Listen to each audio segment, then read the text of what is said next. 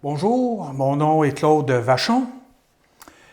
Aujourd'hui, je suis dans Actes chapitre 16. Nous allons regarder les versets 25 à 34. Alors, j'espère que vous avez votre Nouveau Testament et que vous allez prendre le temps de l'ouvrir et de lire en même temps que moi le texte.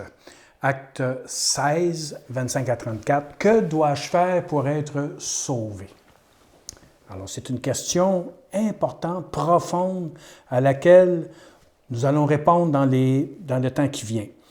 Alors, l'apôtre Paul et Silas se sont en train d'évangéliser, de témoigner, parler du Christ, et ils sont persécutés. Il y a des périodes extrêmement difficiles qu'il va traverser. Et à un moment donné, il y a une foule qui se met contre eux parce qu'ils sont en train de proclamer le beau nom de Jésus.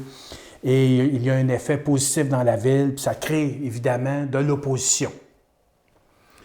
Donc, ils se font arrêter, ils sont emmenés en justice, leurs vêtements sont arrachés, ils sont fouettés, ils sont chargés de nombreux coups, jetés en prison, les pieds attachés dans les fers. Ils se retrouvent dans cette situation-là. C'est pas évident, là. Quand on arrive là, dans une prison comme dans ces prisons-là, en plus de ça, battus, avec des verges et peut-être pas flagellés, mais ils se sont fait brasser pas mal, des gars. Ils arrivent en prison, ils sont maganés, là. Et donc, ils devraient être en dépression, ils devraient être découragés. Puis ça se peut-tu ce qui nous arrive? C'est injuste. Et puis, ils nous ont pas écoutés, puis on mérite pas ça. Puis, il aurait pu dire au Seigneur, ben voyons, Seigneur, nous autres, on est là pour te servir, pour annoncer ta parole. Puis là, on est en prison. Hein? Il aurait pu avoir cette attitude-là. Parce qu'il y en a beaucoup qui choisissent de se plaindre et de devenir des victimes. Alors, on va regarder la réaction de Paul et de Silas dans un contexte extrêmement difficile, négatif, souffrant. Alors, il est dit, au verset 25, « Vers le milieu de la nuit », ils sont en prison, là. « Vers le milieu de la nuit, Paul et Silas priaient et chantaient les louanges de Dieu. Et les prisonniers les écoutaient. » C'est pas tout à fait ce qu'on aurait pu imaginer, hein? Avec les douleurs qu'ils ont. Ils doivent avoir soif, ils doivent avoir faim. Ils ont été maltraités pendant la journée. Ils vivent une injustice évidente, fondée sur des mensonges. Ils sont accusés. Eux, au milieu de la nuit, vers minuit environ, ils prient. Et ils prient à voix haute, de sorte que les prisonniers les entendent. Ils chantent des louanges. Ils sont dans la louange et l'adoration. Le chrétien est appelé à vivre dans la louange et l'adoration en toutes circonstances. L'apôtre Paul, justement, l'enseignait aux Philippiens, et d'ailleurs, ils sont là, à Philippe. Et des années plus tard, il écrit aux Philippiens en leur disant « Réjouissez-vous dans le Seigneur », je vous le répète, « Réjouissez-vous ». Il disait même de se réjouir en toutes circonstances, en tout temps. Alors, Paul enseigne ce qu'il pratique. Et là, ici, en pleine nuit, il est en train de louer Dieu. Il est en train de prier. Et les gens qui sont dans la prison, ils écoutent. Fait qu'il y a comme un climat spirituel qui s'installe dans la prison. Une église, hein? Une cathédrale, une atmosphère de présence se manifeste dans la cellule à minuit le soir. C'est quand même quelque chose. Dans la Bible de Sassi, ça dit « Sur le minuit, Paul et Silas s'étant mis en prière, chantaient des hymnes à la louange de Dieu. » C'est beau, hein? Ils chantaient des hymnes au nom de Jésus. Ils élevaient le nom de Jésus. Ça, là, ça a calmé toute l'atmosphère. Parce que dans ce genre de prison-là, là, c'était pas des anges en passant qui étaient là. Ce sont des gens qui souffrent et qui sont maganés, là. Alors, c'est des gens là, qui blasphèment, puis qui sacrent, puis qui sont en colère, qui sont violents. Pas des enfants qui sont là. Et là, ils sont apaisés. Vous allez le voir, là, pourquoi je vous dis ça. Ils entendent des hymnes dans le nom de Jésus. Puis Pierre et Silas, ils prient. On ne sait pas ce qu'ils demandent, mais ils prient. Ils prient le Seigneur. Probablement qu'ils s'en remettent à sa grandeur, à sa puissance, à son autorité, qu'ils remettent leur vie entre les mains du Seigneur, entre les mains du Seigneur Jésus, et ils le disent à haute voix, et ça, c'est très, très apaisant. C'est quand même spécial. C'est d'une grande beauté. Alors, pendant qu'ils sont en train de louer Dieu, qu'est-ce qui se passe? Tout à coup, il se produisit un grand tremblement de terre, au point que les fondements de la prison furent ébranlés. Ils sont chanceux que le toit n'est pas tombé. Hein? Et les fondements de la prison furent ébranlés. Au même instant, toutes les portes s'ouvrirent et les chaînes de tous les prisonniers se détachèrent. Écoutez, là, c'est exceptionnel, c'est grandiose. D'ailleurs, dans ce temps-là, les tremblements de terre étaient vus comme un acte de Dieu, hein, qui n'est pas content, qui n'est pas de bonne humeur, puis qui va shaker la patente. Alors là c'est ce qui se passe. Et pendant qu'ils sont en train de louer, vous vous imaginez, là, ils sont en train de louer Dieu, de l'adorer. Au début des Actes des Apôtres, on a vu ça. Le Saint-Esprit est descendu pendant que les frères priaient. Ils ont reçu le baptême du Saint-Esprit. Ça a shaké et la terre a branlé. Et puis après ça, ils ont prêché l'Évangile, puis une multitude est venue au Seigneur. Hein? On pense aussi à l'apôtre Pierre quand il était en prison, toujours dans les Actes des Apôtres, qu'on a vu il y a quelques semaines, qui est emprisonné, qui est attaché après 2 Romains. Hein? Et là, en pleine nuit, un ange est allé le chercher, détacher les chaînes, et il est sorti de prison.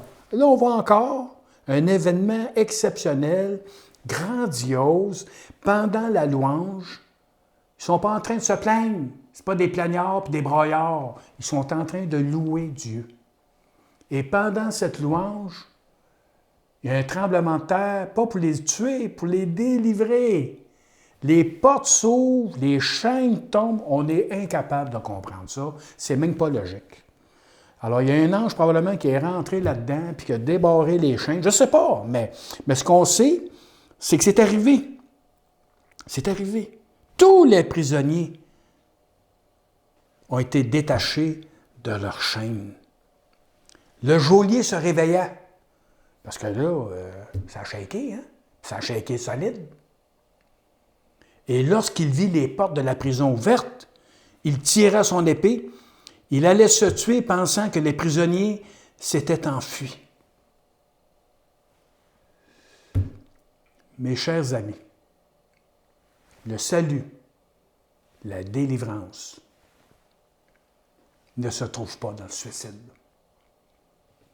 Lui, là, la seule manière de se sortir du problème, que les portes sont ouvertes, que les chaînes sont tombées, sa seule manière de s'en sortir, sa seule manière d'être sauvé dans sa tête à lui, c'est le suicide. Parce que si tous les prisonniers sont partis, lui a des comptes à rendre. Et c'est la mort. Puis pas une petite mort douce, là, une petite piqûre ou une balle dans la tête. Là. Non, non. Il va souffrir. Il est conscient de ça. Que là, il est en train de se passer quelque chose et que sa vie est en danger. Et la seule manière de mourir sans souffrir, c'est de se tuer. Sa seule manière d'être délivré de l'événement qui se passe et qui n'a pas de solution, hein? Ça arrive, ça, du monde qui sont devant des problèmes puis qui pognent des crises d'angoisse, d'anxiété puis qui ne trouvent pas de solution. Bien là, lui, il est là. Il est dans cette situation-là. Donc, il pense au suicide. Il sort son épée, puis là, sa manière à lui, c'est de se lancer sur son épée pour mourir. Paul, lui, voit ça. Mais Paul cria d'une voix forte, parce qu'il fallait qu'il l'entende. Là. Paul est dans le fond de la prison. Là. Ne te fais aucun mal, nous sommes ici.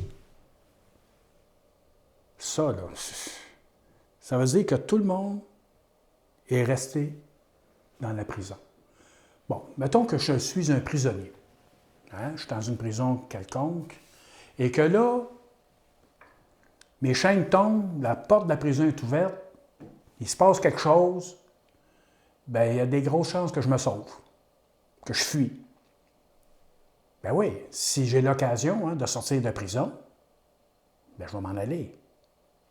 Eux sont restés. Il n'y a personne qui s'est sauvé.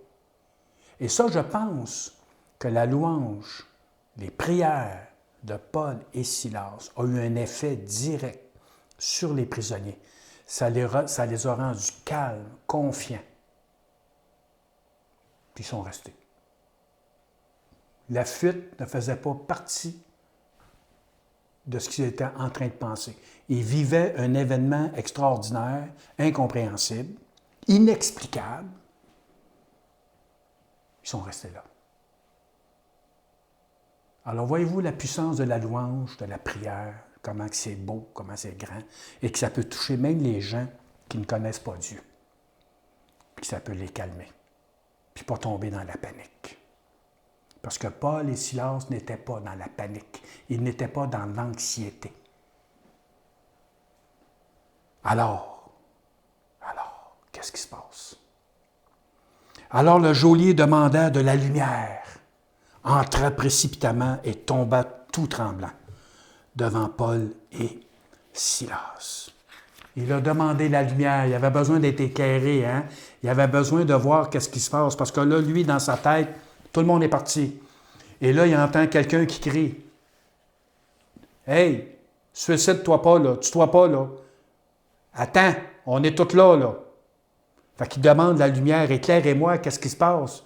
Qu'est-ce que je peux faire? Puis là, c'est comme, il y a besoin de lumière, comme souvent quand on tombe dans des grandes difficultés, on tombe dans l'obscurité, on tombe dans la noirceur, puis on ne trouve rien, on ne voit plus de solution, on ne voit plus rien. On est dans les ténèbres. Demande la lumière. Demande à être éclairé. Et c'est ce qu'il fait. Il s'adresse aux bonnes personnes. Il s'adresse à des gens qui ont la lumière. Il s'adresse à Paul et Silas. Il s'adresse à ceux qui ont prié, qui ont chanté, qui ont loué Dieu. C'est à eux que le geôlier parle. Évidemment, c'est Paul qui a parlé, là, mais le geôlier, il se confie à Paul. Alors, il sort. Il les mena dehors et dit, « Seigneur, que faut-il que je fasse pour être sauvé? » Quelle belle question. Ça, là, le gars, là, il vit dans la réalité. Là, il sait, là, qu'il est pris, là. Là, qu'il est devant un problème, humainement parlant, insoluble. Qu'est-ce que je peux faire pour être sauvé? Qu'est-ce que je peux faire pour être tiré d'affaire? Là, je suis devant un problème et je suis incapable de le régler. Je me sens totalement impuissant. Est-ce que ça vous arrive, ça? Être devant des problèmes puis pas trouver de solution. Vous dites, c'est trop gros pour moi, ça me dépasse, ça m'écrase, je me sens totalement impuissant ou incompétent ou peu importe c'est quoi. Vous vous sentez extrêmement faible. Ça arrive à chacun de nous, ça. On est des humains. Le geôlier est devant un problème. Quand il pose la question, il ne pense pas à la vie éternelle. C'est pas ça qu'il pense. Il pense à ce qu'il est en train de vivre. Puis comment je fais pour être sauvé de ça, là? Parce que là, lui, là, il se retrouve entouré des prisonniers. Puis c'est pas des enfants de cœur, là. Puis le geôlier, là, fait partie de ceux qui ont magané Paul, là.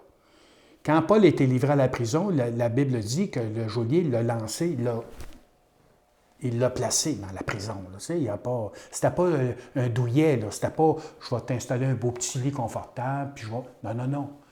Le geôlier a participé à la maltraitance. Fait que là, il se retrouve là, entouré de gens qui n'ont pas bien traité, qui n'ont pas bien pris soin. T'sais? Fait qu'il est comme en danger, hein? Ça va pas bien, là. Si les prisonniers se sauvent, il est en danger. Puis s'il se retrouve au milieu des prisonniers, il est en danger. Peu importe où ce qu'il est. Qu'est-ce que je peux faire pour être sauvé? Il est dans une crise extrême, il est en détresse, il est en bas, là, il est dans le trou, là, il est complètement dans le sous-sol. Puis là, je ne sais pas quoi faire. Ça vous arrive-tu, ça? Je ne sais pas quoi faire. Ça, c'est une bonne question. Que dois-je faire pour être sauvé? Que faut-il que je fasse pour être sauvé? Bientôt. N'ayez pas peur d'exprimer ça. Ce n'est pas un signe de faiblesse. C'est un signe d'intelligence. C'est un signe que tu es conscient, que tu vis dans la réalité. Même si c'est un cauchemar, tu vis dans la réalité. Lui vit un cauchemar. En l'espace d'un tremblement de terre, il s'est retrouvé dans un problème insoluble pour lui. Alors, qu'est-ce que Paul va dire? Ils répondirent, « Crois au Seigneur Jésus et tu seras sauvé, toi et ta famille. »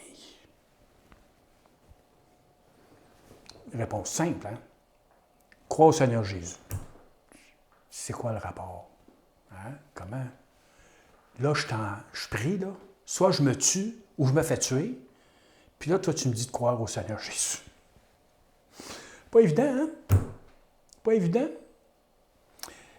Je vais vous lire la traduction Pléiade. Je trouvais ça très beau. Ça dit, Paul répondit, ils répondirent, « Fie-toi au Seigneur Jésus, et tu seras sauvé. » C'est extrêmement brillant ce qu'il est en train de dire. Paul est en train de lui dire, « Moi, je connais quelqu'un qui peut te sauver de ta situation. Moi, je ne peux pas te sauver. Moi, je n'ai aucun impact sur ton environnement. Mais moi, je connais quelqu'un qui, lui, il est capable de te sauver, de te sortir de cette situation-là. » Fait que ce n'est pas juste le sauver de la vie éternelle. Il y a ça dedans, d'ailleurs, on va le voir, là. Mais là, au départ, là, il parle du problème dans lequel le geôlier se trouve. Il répond, puis pour nous, c'est une réponse. Bien voyons, ça, il n'y a rien de pratique là-dedans, là. T'sais, il ne dit pas, ben là, je vais parler à ton chef, me parler au juge, tu sais, inquiète-toi pas, je vais me parler en ta faveur, ou, tu sais, trouver des moyens humains. Aucun moyen humain est proposé. Aucune méthode, aucune tactique. Il apporte une réponse spirituelle à quelqu'un qui est dans un besoin profond. Nous, les ouvriers, les gens qui travaillent dans l'œuvre, on est supposé travailler au niveau spirituel avec les gens. Alors que nous, on fait des psychologues, puis des psychanalystes, puis on fait les hommes d'affaires, puis on joue à toutes sortes de jeux au lieu de s'en tenir à notre rôle d'apporter des réponses spirituelles, même à des besoins matériels, à des besoins physiques. Il est possible de tout ramener à l'autorité, à la seigneurie du Christ. Il serait temps que nous croyions que Jésus est tout-puissant, qu'il est vivant et qu'il peut prendre en main, en charge des personnes qui peuvent avoir des difficultés dans leur vie même quotidienne. Et ici, ce gars-là a besoin d'être sauvé, là, de la situation dans laquelle il est.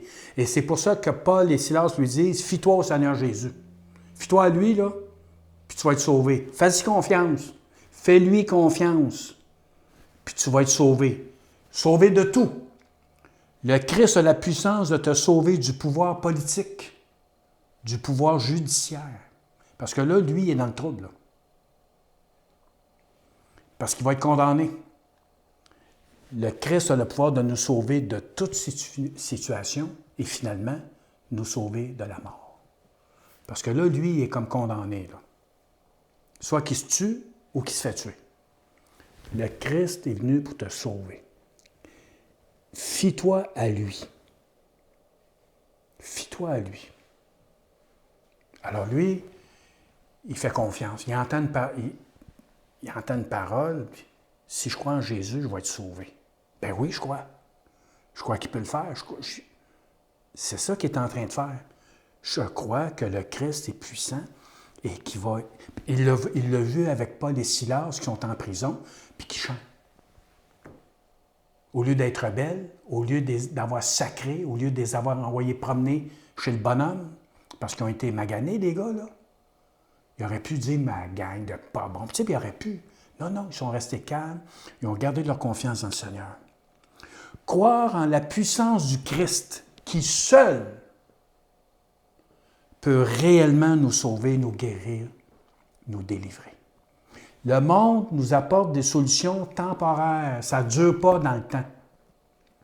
Le Christ, lorsqu'il intervient dans nos vies, accomplit des choses qui durent dans le temps. Quand on parle d'être sauvé, d'être guéri, d'être délivré, c'est quelque chose qui dure. J'entendais quelqu'un hier qui me téléphonait en plein désespoir, que sa vie s'écroule, son mariage et tout est en train de tomber à terre, puis il a cherché des solutions partout, sauf au Christ. Et là, je l'écoutais hier, puis il ne me parlait pas encore. Quelqu'un qui se dit croyant, il ne me parlait pas encore de la puissance de Jésus. Il n'invoquait pas le nom de Jésus. Il cherche des solutions dans le monde. Puis des solutions même dans nos églises, ça ressemble au monde. Fait qu'il y a des solutions qu'on propose, des tactiques, des techniques, des méthodes, des étapes. Mais ça ne dure pas. Ça ne dure pas dans le temps. Ça dure un certain temps. Mais ça ne guérit pas la profondeur du cœur. Et c'est le Christ qui peut venir me guérir. C'est à lui que je dois me confier. C'est lui qui est vivant. C'est la semaine sainte, là. Et dans la semaine sainte, on parle de la mort du Christ, mais on parle aussi de la résurrection. Mon roi, oui, il est mort sur la croix. Oui, il est mort pour moi, pour me sauver, pour que je reçoive le pardon de mes péchés, mais il n'est pas resté dans la tombe. Il est vivant et il règne. Mais il règne sur quoi? Il règne sur qui? Hein? Alors c'est pour ça que Paul dit, fais-y confiance, fie-toi à lui, il va te sortir de là. Toi puis ta famille, il va vous sortir de là. Mais il faut avoir la foi, il faut croire. Puis arrêter de s'appuyer sur les choses du monde. Puis tu as dit, je vais m'appuyer totalement, complètement sur la parole de Dieu, je vais continuer à prier, je vais continuer à louer Dieu, je vais continuer à lui faire confiance. Puis, parce que je sais qu'il va agir, je sais. Donc, le croyant, c'est celui qui croit en la puissance du Christ, qui seul peut le sauver, le guérir et le délivrer. Sa vie, elle est totalement, complètement centrée sur une personne, qui est le Christ vivant.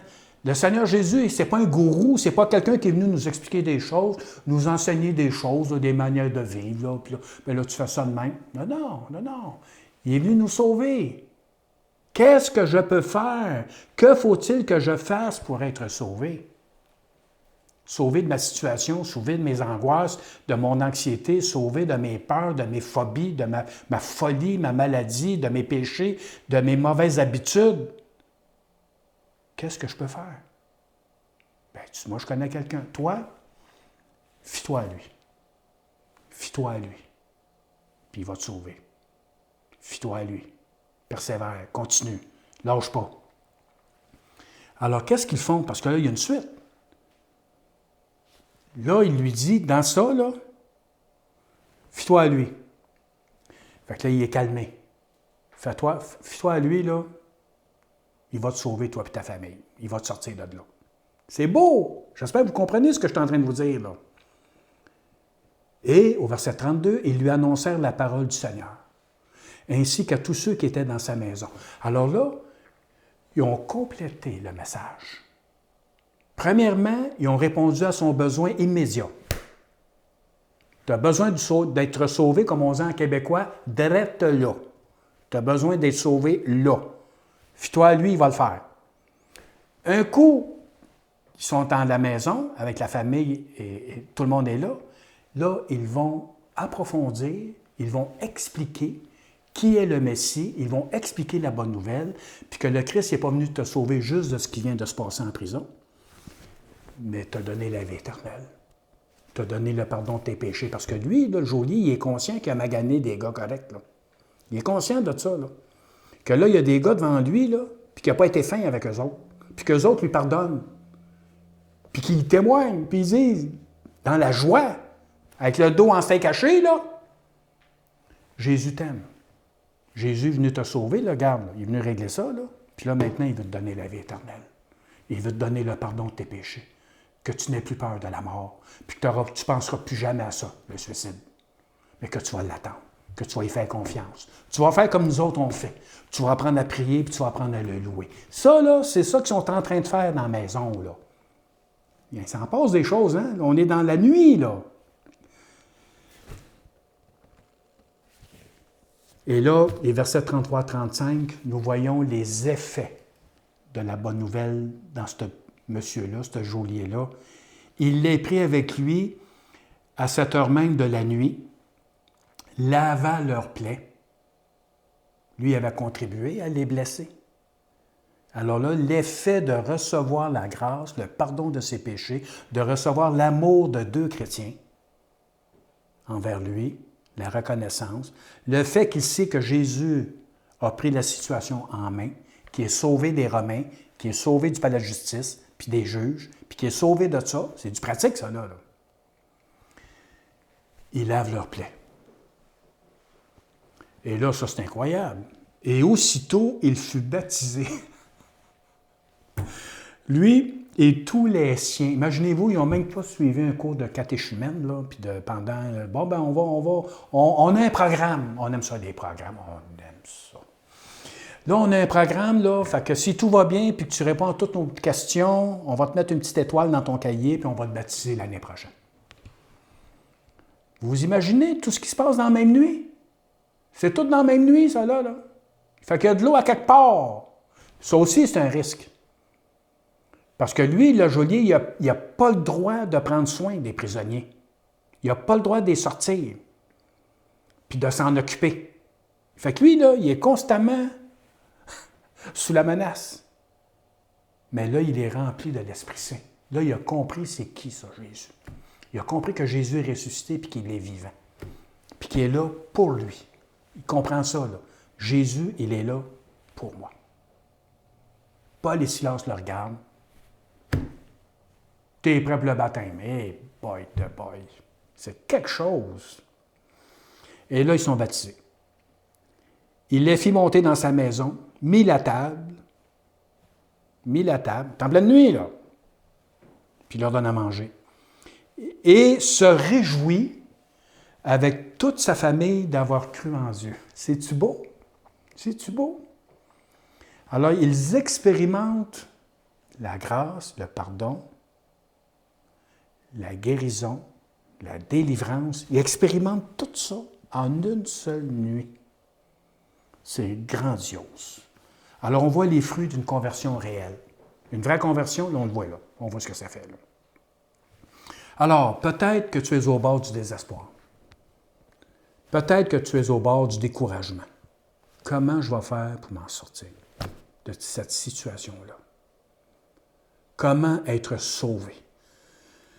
Eh bien, il y a un chemin qui s'ouvre. Il y a une proposition. Fie-toi au Seigneur Jésus.